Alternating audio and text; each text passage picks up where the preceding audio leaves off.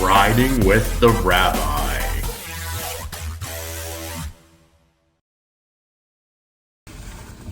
Good morning, everyone. Special Veterans Day edition of Riding with the Rabbi. I'm here with a veteran orthodontist. You didn't serve in the military, did you? No. Eric Sachs, as we pull out of the mecca of Livingston, the center of the universe, Sachs Orthodontics office here in Livingston, New Jersey. Eric, good morning. How are you? Good morning, Rabbi. I like the beard. This is Thank you. Can you see it? Does it show up on camera? Yeah, it does. And I like this hat too. Very good.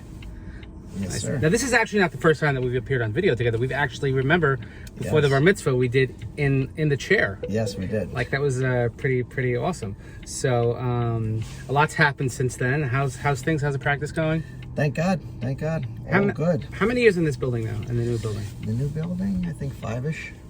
5-ish. I had an uncle named 5-ish. 5-ish. And how did you... And before that, you were in the other space in Livingston for how long? 7, 8 years. Wow. So you and Getting old. Yeah, I've been here a little while. How long? When did you decide to go into orthodontics? Pretty early on. My next door neighbor growing up was an orthodontist. He was a great guy, by the way, and very involved in the local Jewish community. Right. And he was kind of an inspiration. I didn't know him that well, but I liked what he was all about. And yeah, he just kind of inspired me.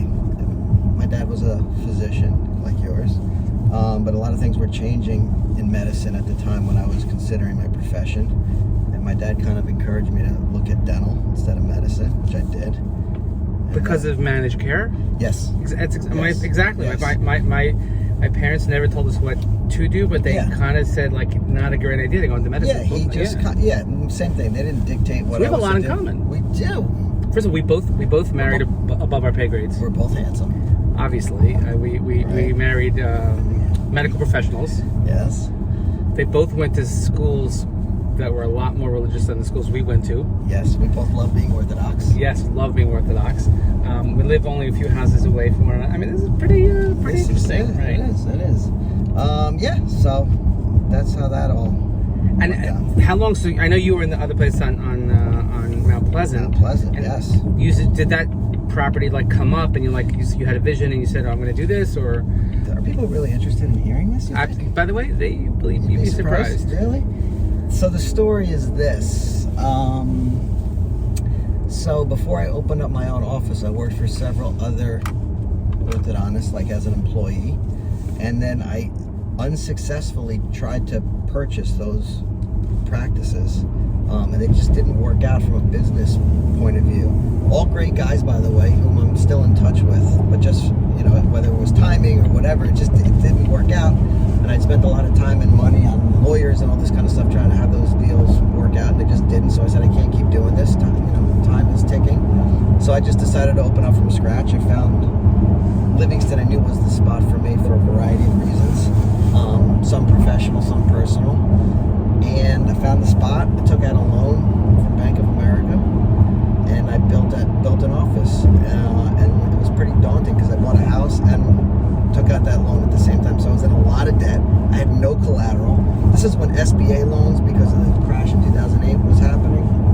And like anybody could get a loan. Well, the government wouldn't even give me a loan. They're like, you got no collateral. I was like, that is correct, no collateral. So they gave me nothing. But Bank of America threw some money at me. And then I felt like I really should probably start working really hard and paying this back. So I worked 7 days a week, Rabbi, for many years. Six. No? Well, yeah, six. Yes,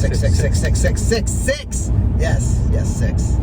I meant 7. It's a figure of speach. You worked all the time. Yeah. 7 work days. It felt like 7. So it felt like 7, exactly. So Sundays is the only day that I had in my own office to work. So I started working on Sundays.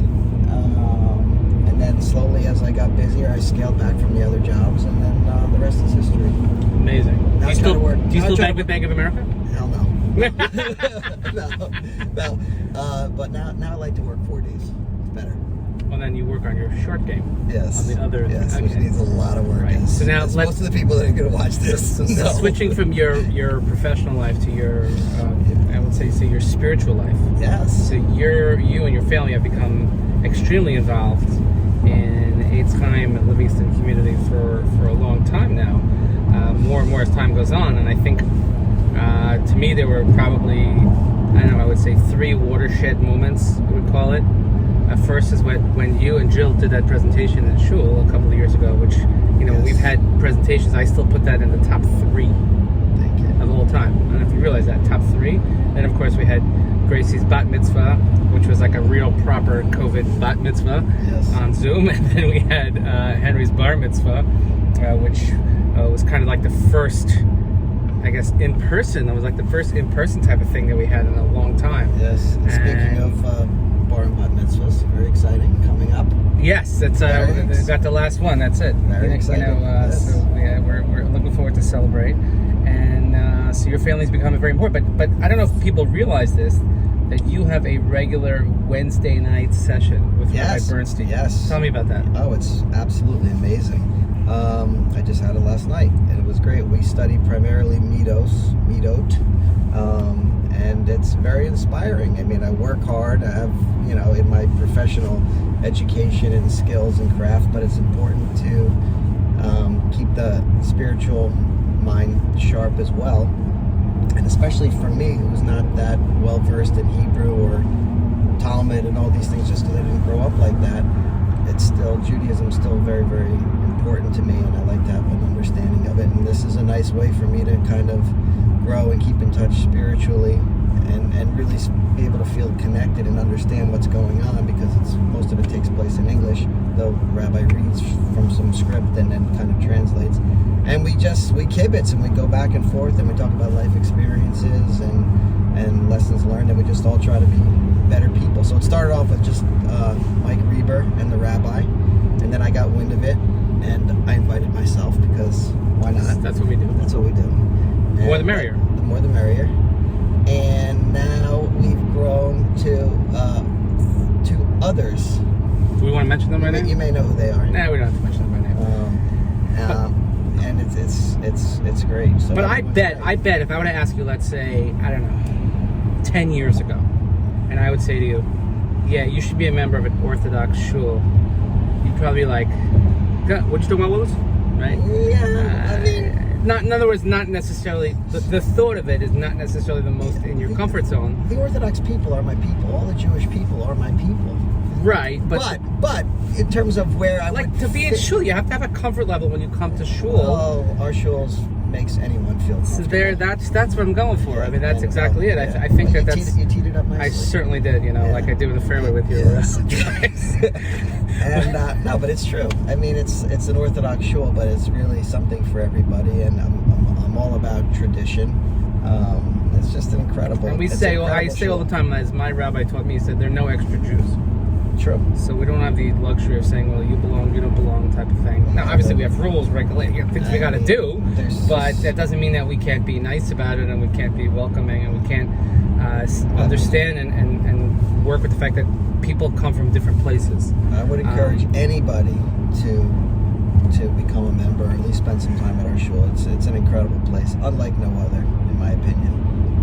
There's a lot of great shuls out there, but I feel like ours is really unique and special, and largely in part because of you and Rabbi Bernstein and the Rebbitzin and our youth directors, but the congregation in general, just the people that are our shul are just some of the. Right, so our tagline is, it's kind of feels like home. Is it on here? Yeah, I'll Put that on the back. maybe it could be. You know a thing or two about marketing and printing stuff. Swag.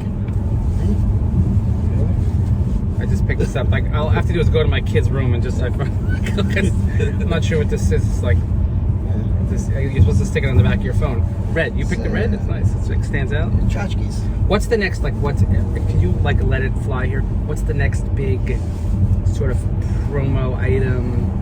What's the big hook? I mean, I know you just redid your website. Oh, which fabulous. is amazing, incredible. Really. Actually, As a shul, we just did our website too. We should probably let people know about that. But yeah, we just did our website. It came out really well. I will check it out later. What's the next big? The next big thing? Yeah, I don't know. because people love going to your office. I hope so. We try to make it, No, they fun, really do. exciting place to be. And I remember going to orthodontist and I dreaded it. Anything dental. No offense, I don't like the dentist, and I didn't like the orthodontist. But all right, then I'll just say it like it is. I don't really like shul. there, see, Okay. and yet we still do it. Yeah, we both say it. Okay. But the environment that you create, I mean, it's so sort of just streamlined. It's chic. It's modern, but it's really, and it's an experience. You know? We try. We want it to be. And you're also very extremely efficient. We try. We value your time. I love that you can text message the And your office. wife's time. We value your wife's time more than yours. But So that's why you want to keep me longer so that she makes her time better. Yes. Okay. And by the way, and of course, you know, we know I can't say enough about Kanan Hara, Poo Poo Poo, Blan Hara, your kids. Your kids are phenomenal, and they represent really not only the future of our shul, but really the future of Klal Yisrael, the future of the Jewish people. God willing. Which is, That's what it's all about. With them is extremely bright, and I had the, you know, I've gotten to know them quite well over the years, and of course it's one of Moshe's favorites, is Henry. But now that he's growing his hair out, so like, Yeah. you know, does that mean that when he goes to camp you don't have to shave it anymore? He's maturing. That's what happens, by the way, Yes. when they're teenagers. Yes. You know, By the way, how long do these things go on for, these videos with the rabbi? 20, 30, 40 Oh, minutes, you know. really? Yeah, well, it depends on until we get to our destination. So we're driving to, we have a bit of a way to go, but Yes. you know, I see the metrics of how much of it people actually watch. Yeah. So by the time they get to this part, they're not watching anymore. So it's fine. We gotta go off script. But we never have a script. Eric did not know this was happening. I He was did not not. prepared. I We did happened not. to be in the car and I said, you know what, let me, as we say, chaperine. Somebody before they said, "Are you wearing your temples hat?" And I'm like, "Yes, I am." And they're like looking at me like, "Well, why are you doing that?" I was like, "Well, I'm gonna be hanging out with the rabbi." They're like, "Oh, okay, I'm in that love makes with the sense." one above. That's what he it. said. That's right. That must be a very nice hat. it's Maybe good, yeah. maybe I'll get Saks Ortho hats like this. Yes. That's just So I we like have it. we have some cross promotional ideas actually Yeah. in mind. Yeah, we have this on Rosh Hashanah and Yom Kippur. You know, we have this part of the service where we bow down on the floor. Yeah.